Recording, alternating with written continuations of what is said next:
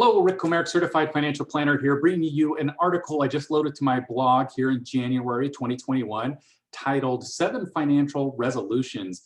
The year 2020 presented us with the unique challenges. Never has a singular event had such wide-ranging repercussions as the COVID pandemic. It's touched every area of our lives: schooling, socializing, family gatherings, travel, and more.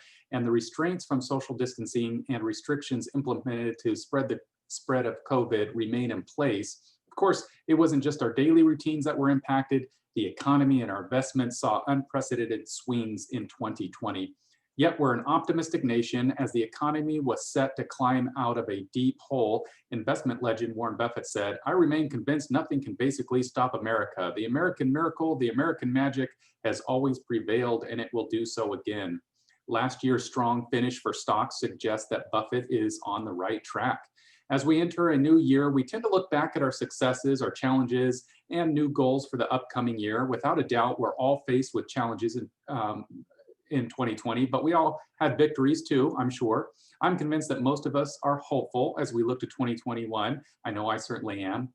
New Year's resolutions are one tool that offers us guideposts as we begin the cycle anew. But surveys say that more than half of adults make New Year's resolutions.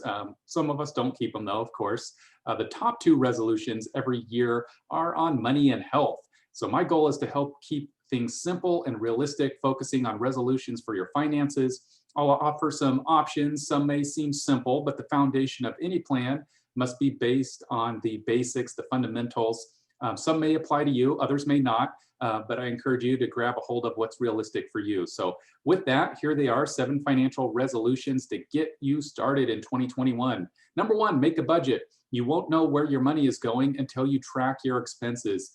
This is something that I've done for a number of years and find it extremely valuable to track where all the spending is going, because you can't manage it unless you track it. So step 1 is to make a budget and track your expenses. Number 2 is establish an emergency fund. Nearly 30% of Americans don't have savings for emergency. So start with what you have and then systematically save until you have at least 3 months of expenses set aside in the event of an emergency. Number 3, start or increase saving for retirement. Maybe you don't think if you're still saving for retirement that you'll ever be able to get there, but just start with something, and then the key will be to increase it. Say, put a reminder in your calendar 3 months from now and increase that savings. If you have more questions about that, of course, reach out to me anytime. Pay down debt and pay off debt. One thing that will never set you back is paying off debt. You'll always be glad that you did, so that's always a good one. Number 5, keep debt reasonable. Just because you can get lots of credit doesn't mean you should. So, some of the key numbers are 28% of your pre-tax income should be no more than that in terms of monthly debt payments. And then the housing expenses, of course, 35% for that, including credit card, mortgage, and student loans. Keep that below 35%. Number 6, contribute to a cause near and dear to your heart.